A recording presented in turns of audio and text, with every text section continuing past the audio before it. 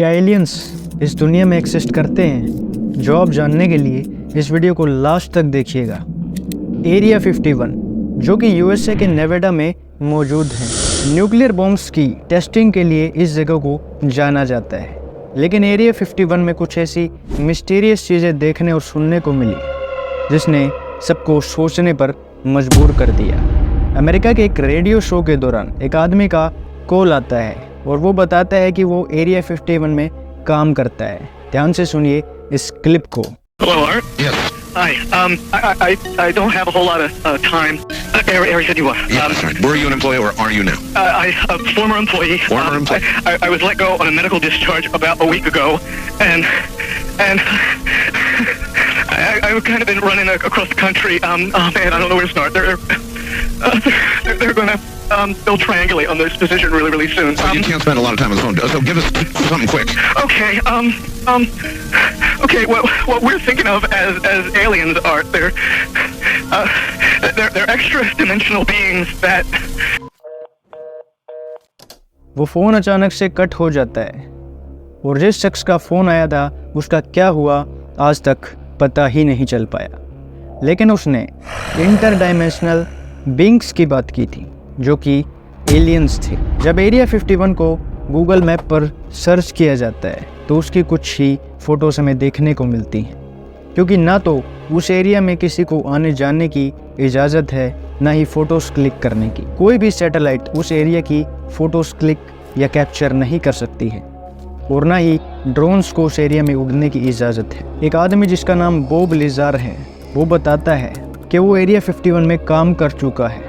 वो S4 नाम के एक डिपार्टमेंट में काम करता था और वो ये भी क्लेम करता है कि इस डिपार्टमेंट में एलियंस के व्हीकल को स्टडी किया जाता था कि वो कैसे उड़ते थे। वहाँ की टीम एलियंस को कैप्चर करके उन पर एक्सपेरिमेंट्स करती थी और ये भी कि वो बिना फ्यूल के अपने UFO को कैसे उड़ाते थे। और उन्हें काफ़ी टाइम स्टडी करने के बाद पता चलता है कि वो अपने स्पेसक्राफ्ट को एक ऐसे मटेरियल से बनाते थे जो कि एंटी ग्रेविटी इफेक्ट को क्रिएट कर सकता था, और इसी वजह से ही एलियंस के स्पेसक्राफ्ट बिना किसी फ्यूल के उड़ पाते थे। बॉब लिजार ये भी बताते हैं कि एलियंस हज़ारों सालों से इस धरती पर आते रहे हैं और आगे भी आते रहेंगे। बहुत से लोग एरिया 51 को सिर्फ एक मिलिट्री टेस्टिंग जोन समझते हैं जहां मिलिट्री के वेपन्स की टेस्टिंग होती है, लेकिन क्यों फिर वहां की गवर्नमेंट ने इतनी रिस्ट्रिक्शंस लगा रखी है?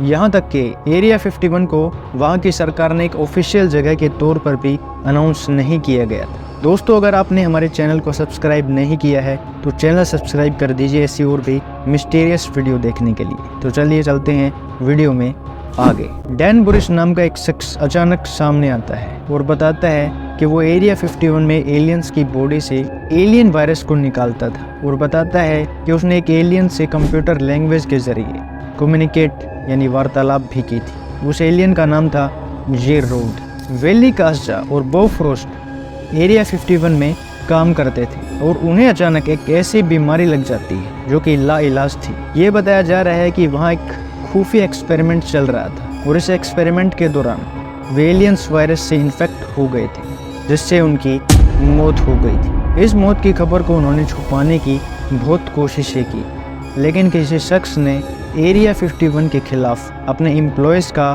ख्याल न रखने पर केस कर दिया था। लेकिन उस समय एरिया 51 को लीगल नहीं माना जाता था, रिकॉर्ड्स में ऐसी कोई जगह थी ही नहीं, इसलिए कोर्ट ने इस मामले को खारिज कर दिया था। लेकिन कुछ सपोर्ट करने वाले अच्छे डॉक्टर्स ने जब उसकी बॉडी को चेक किया तो डॉक्टर्स ये समझ नहीं पा रहे थे कि उनके शरीर में ये चीज़ है क्या, क्योंकि मेडिकल साइंस में इसका कोई जिक्र ही नहीं था। जो सब्सटेंस उनकी बॉडी में मौजूद था वो धरती का तो बिल्कुल भी नहीं लग रहा था, और आज तक ये मिस्ट्री बनी हुई है कि वो सब्सटेंस जो उनकी बॉडी में मौजूद था वो आखिर क्या था जिससे उनकी मौत हो गई। साल 2014 में फेमस वाइड मैगजीन में ये रिपोर्ट सामने आई कि एरिया 51 के सामने एक ऐसी UFO यानी अनआइडेंटिफाइड ऑब्जेक्ट देखने को मिला है जो हमसे बहुत ज़्यादा आगे है टेक्नोलॉजी के मामले में। और जिन लोगों ने उसे देखा था वो बताते हैं कि वो स्पेसक्राफ्ट सराउंडिंग के हिसाब से अपना रंग बदल सकता था, यानी कि वो डिसअपीयर भी हो सकता था, गायब हो सकता था। जब वो हवा में जाएगा तो किसी को दिखेगा भी नहीं। अगर आप इस जगह पर जाने की सोच रहे हो तो अपने सपने में भी ये ख्याल मत लाइएगा, क्योंकि उस जगह से 16 किलोमीटर दूर एक बोर्ड लगा हुआ है जिस पर लिखा है कि इस लाइन को पार करने की कोशिश भी मत करना। बड़े बड़े हाईटेक कैमरास भी वहाँ पर लगे हुए हैं और टावर पर बैठे गार्ड्स को तो खुश बेटियों पर सीधे गोली चलाने के ऑर्डर्स भी मिले हुए हैं। तो आप समझ सकते हैं कि कुछ तो ऐसा है जो अमेरिकन गवर्नमेंट पूरे विश्व से, पूरी दुनिया से छुपा रही है। BBC डॉक्यूमेंट्रीज बनाने की टॉप कंपनीज में से एक है, तो उन्होंने एरिया 51 में घुसकर डॉक्यूमेंट्री बनानी चाहिए और वे अपनी पूरी टीम के साथ वहां पर पहुंच गए। उन सभी को अरेस्ट कर लिया गया, घुटनों के बल 3 घंटे तक बैठा कर रखा गया और उनके ID कार्ड्स भी चेक किए गए। उन्हें 3 दिन तक जेल में भी बंद कर दिया गया और BBC कंपनी के मालिक को कई लाख डॉलर का हर्जाना भी अदा करना पड़ा। आज भी जब अमेरिकन गवर्नमेंट से एरिया 51 के बारे में पूछा जाता है तो वो सिर्फ इतना ही बताती है कि वो सिर्फ प्लेन्स और वेपन्स की एक टेस्टिंग एजेंसी है, लेकिन जो आंकड़े हैं, जो तथ्य हैं, वो तो किसी और ही तरफ इशारा कर रहे हैं। ये थी हमारी आज की वीडियो दोस्तों। अगर आपको वीडियो पसंद आई है तो हमारे चैनल को सब्सक्राइब कीजिए और वीडियो को लाइक कीजिए।